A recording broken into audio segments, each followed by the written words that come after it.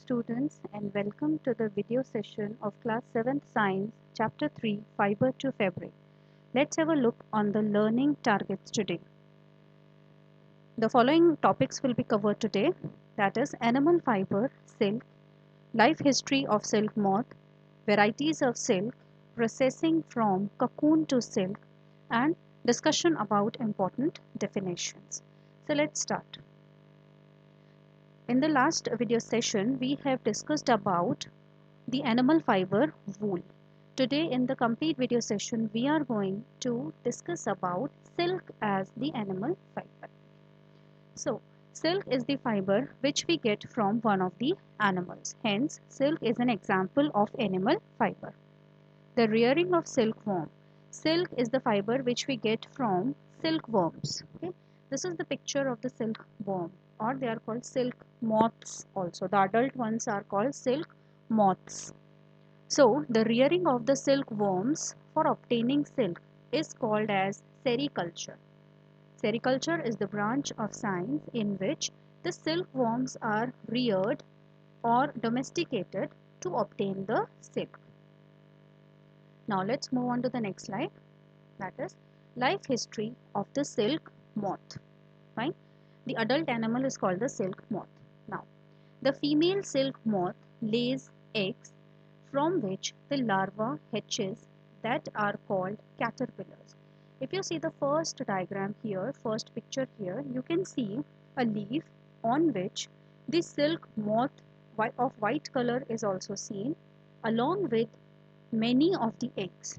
Okay, so in the first step, the female silk moth will give lots of eggs on the leaves, and from these eggs the small babies will come out, which are called the larvae.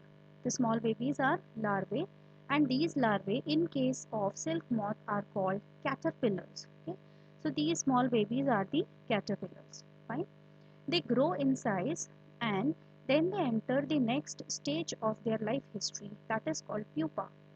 From this caterpillar stage, they grow and they turn into the another stage of their life, which is called pupa.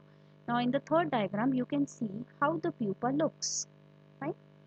So what we have learned in this slide, that the female silk moth lays lots of eggs on the leaves, and from these eggs the small larvae will come out, and they are called the caterpillars. These caterpillars when grow, they will turn into pupa. Okay? Now let's move on to the further slide. Now these pupa then it releases a sticky liquid which dries, and soon the caterpillar completely covers itself by the silk fiber. Afterwards, what will happen in their life? This pupa will eat lot of mulberry leaves. These silk moths are generally present on the mulberry leaves. Okay? So they will eat lot of food, and afterwards they will start releasing a sticky liquid, and that sticky liquid will dry. And you can see here these white fibers. Okay, when they dry, it convert into fiber, and this fiber is nothing but the silk fiber. Okay, you can see here in the second picture also that the pupa has covered itself with this sticky liquid which dried and converted into silk fiber, and this covering is called as now cocoon. Okay, so when the animal cover itself with the silk fiber which is secreted from its mouth, the sticky liquid is secreted from its mouth, which dries and become the silk fiber, and the animal completely cover its body with this silk fiber, and then it looks like somewhat this, and this structure is called the cocoon. Okay. Now the animal is inside the cocoon. The further development of the moth takes place inside the cocoon. The animal is inside the cocoon and is still growing inside, and outside it has covered itself completely with the silk fiber. Okay. Now, next one.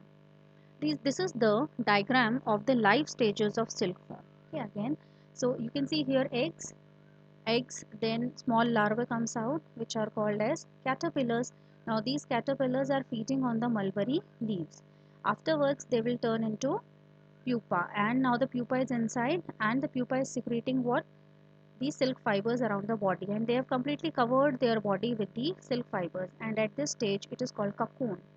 Now you can see here how the pupa lives inside the cocoon. If you cut the cocoon like this, so you can see the body of the animal inside. Fine. When after in the certain stage of their life cycle, the animal will come out of the cocoon and the animal will grow into an adult one, and the cocoon is used to get the silk fibers. Okay? So this is the complete life cycle of the silk moth. Right?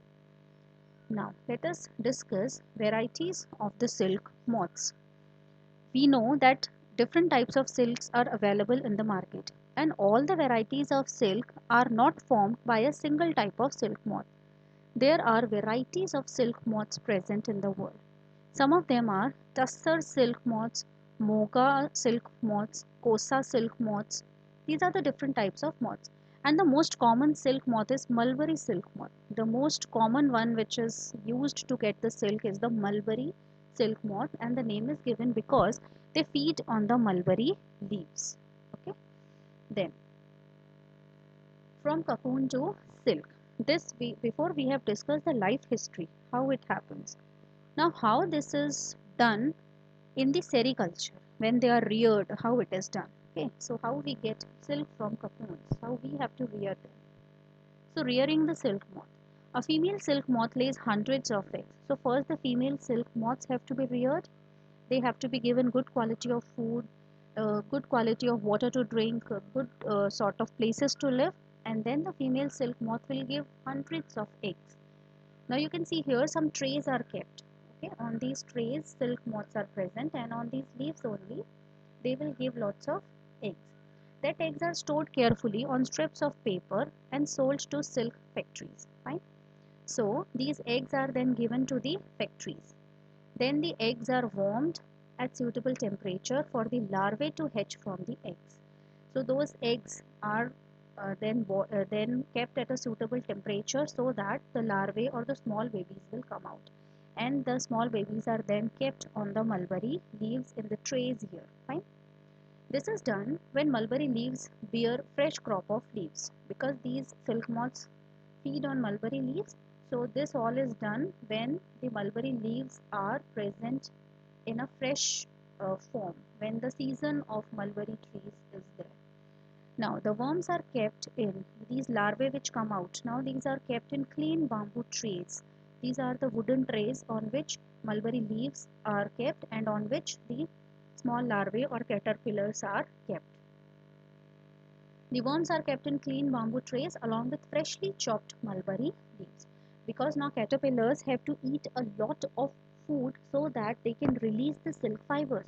So at this stage a lot of food is made available to them so that they keep their stomach full and they can release lot of silk fiber. Okay. Now in the next one, after 25 to 30 days, 25 to 30 days they will do nothing. They will only feed on the mulberry leaves. But after 25 to 30 days, the caterpillars move to tiny chamber of bamboo trays. They will move on to some small places in the trays and they start spinning cocoon. They start releasing that sticky liquid which dries and becomes the fiber. Okay. So in the picture here you can see a lot of cocoons shown in the trays. Fine. So the caterpillar is now weaving the cocoons. They are releasing the silk fibers from their mouth. Small racks may be provided in the trays to which cocoons get attached. Okay, so see these are the small partition in the trays where the cocoons have attached themselves. The caterpillar spins the cocoon inside, which develops the silk moth. The cocoon is only the outer cover of the silk worm. The animal is still present inside the cocoon. Cocoon is only the cover of the silk fiber on the body of the animal. Animal is inside, and inside only the animal grows, okay, into pupa stage. Then pile of cocoons is used for obtaining silk fibers. How the silk is now produced? Silk moths have released silk fibers, they have made the cocoons. Now what has to be done with the cocoons to get the silk fibers? How do we get the silk from the cocoons now? Now you can see in the picture here, the cocoons are either kept under sun, either they are kept in the sunlight, or they are boiled or exposed to steam. Okay, in the picture you can see here they are kept in boiling water. And doing this, what will happen? The animal which is present inside will die. Okay, they will keep some varieties of the animals, some number of the animals for producing next generation, but others are kept in the boiled water and they die. The process of taking out threads from cocoon is known as reeling of the silk. Now when the animal dies, the animal is removed and the silk is now utilized. So you can see in the next picture here how the silk fibers are separated from the cocoons. Fine, with the help of some machine they are rolled here. So the process of taking out the thread from the cocoon is known as reeling of the skin. It is reeled here. It is rolled here, reeled here, and is then converted into threads. The silk is spun into silk threads. Now this silk fiber which we are getting from the cocoons is then used to make the silk threads, and these silk threads are then used to make the silk clothes by the weavers. Okay. So this is how the sericulture is done. Then let's have a look on some of the definitions. Now what is sericulture? So sericulture is the rearing of the silkworms to obtain the silk. Okay. Then cocoon is the cover where caterpillar cover itself. It is the covering made up of silk fibers in which the caterpillar lives inside. Then reeling. Reeling is the process of taking out the threads from the cocoons for using it as silk, and this process is called as reeling. Okay. So this is all about the animal fiber silk. So here we complete with the chapter, as in the whole chapter we have to study only two main topics, that is wool and silk. How wool is processed and how silk is processed. Okay. So let's have a recap now. So today we have studied about the animal fiber silk and the different varieties of the silk moths. Then we studied about the life history of the silk moth. Then how silk is obtained from cocoon and what is the process of conversion. So what is the process of conversion here? Reeling.